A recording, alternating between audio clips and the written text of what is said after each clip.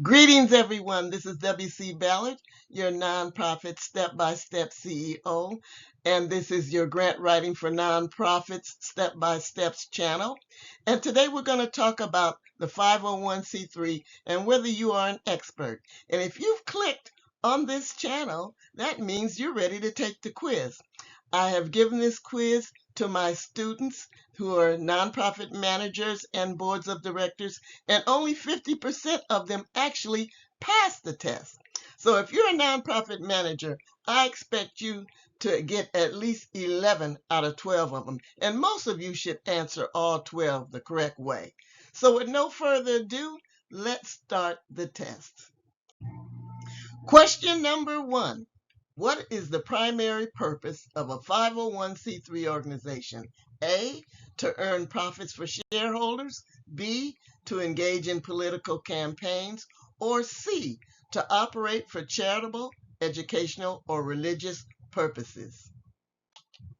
Answer to number 1, you should have put C, to operate for charitable, educational, or religious purposes.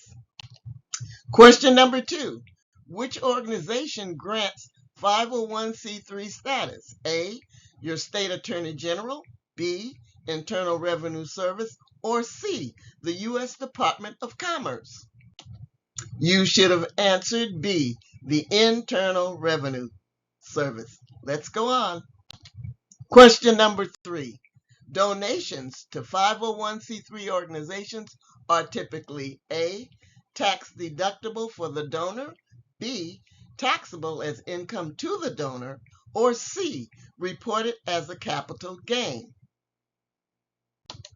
Your answer should have been A, tax deductible for the donor. Now, if I'm going too fast, you could just pause the video and think about it, then move on. And I hope you have a pen and piece of paper and you are keeping track of your answers that you've gotten correctly. Question number 4. What form must most 501c3 organizations file to apply for tax-exempt status? A, Form 990, B, Form W-9, or C, Form 1023? You should have answered C, the Form 1023. The other forms are applicable for certain other things, but in this case, your answer is Form 1023. Question number 5.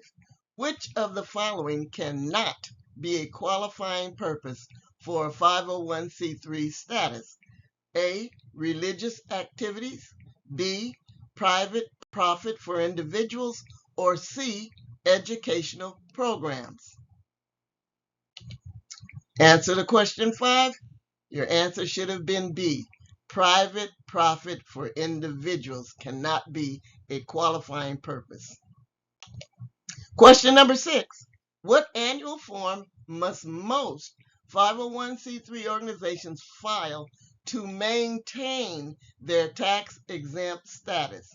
A, the Form 990, B, Form 1023, or C, the Form 1040? Answer to question 6. Form 990. Question number 7. What is one benefit of being a 501c3 nonprofit? A, you can distribute all profits to founders. B, you are exempt from paying federal income tax. Or C, you don't have to keep financial records. The answer to question number 7 is B. You are exempt from paying federal income tax. Question number 8. Which activity is restricted for 501c3 organizations? A, fundraising for charitable events, B, endorsing political candidates, or C, religious activities? Which of these are restricted for 501c3 organizations? Answer to question 8. Your answer should be B, endorsing political candidates. You are restricted to endorse political candidates if you're a 501c3. Question number 9. Who owns a 501c3 nonprofit organization? A, the founder, B, the shareholders, or C, no one. It's held in public trust. And the answer to number 9 is C, no one. It is held in public trust. Sorry, founders. If you founded an organization and you went through all the headaches of coming up with the mission statements and filing your articles of incorporation and bylaws, and you now think this company belongs to you, you are incorrect. As a matter of fact, I have a series called Founderitis in one of my classrooms, and we talk about founders really believe that the company belongs to them because they founded it. No, it is no longer. Once you become incorporated and you're a 501c3 nonprofit, it goes to the public. It is a public charity. Question number 10. If a 501c3 organization dissolves, its assets must be A, given to the founder, B, donated to another 501c3 organization or public use, or C, divided among the board members. The answer, it must be donated to another 501c3 organization or public use, and that answer is number B. Question number 11. Which of the following best describes a public charity? A, an organization that receives most of its funding from a small number of private donors. B, an organization primarily funded by the general public or government grants. Or C, a nonprofit that does not file any annual tax forms. So which of these best describes a public charity under the 501c3 statute? Answer B, an organization primarily funded by the general public or government grants. And number 12 coming up. Question 12. What happens if a 501c3 organization engages in excessive lobbying? A, it is awarded additional funding.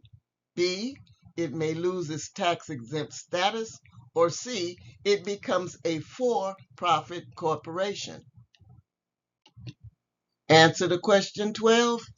B, it may lose its tax-exempt status because 501c3s are prohibited from engaging in excessive lobbying.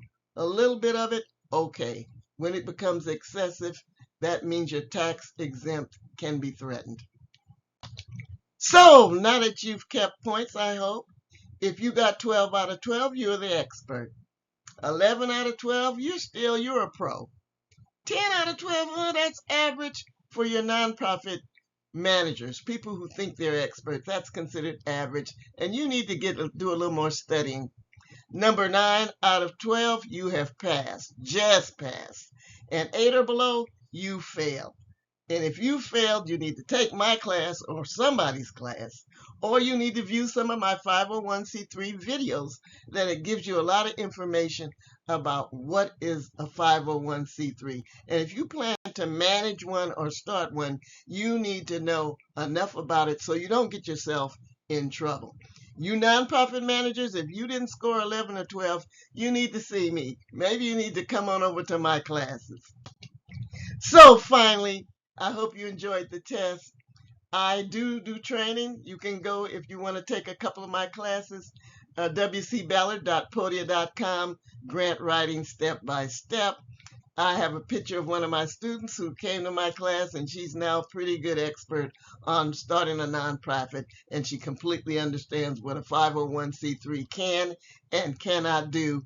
I have examples, worksheets, checklists, and I could go on and on. But this was just to test your knowledge. I hope you enjoyed it. I'd love to see feedback from some of you. If you think some of the answers are incorrect, I'm here to talk to you about it, and let me know, and let's have some discussion about it.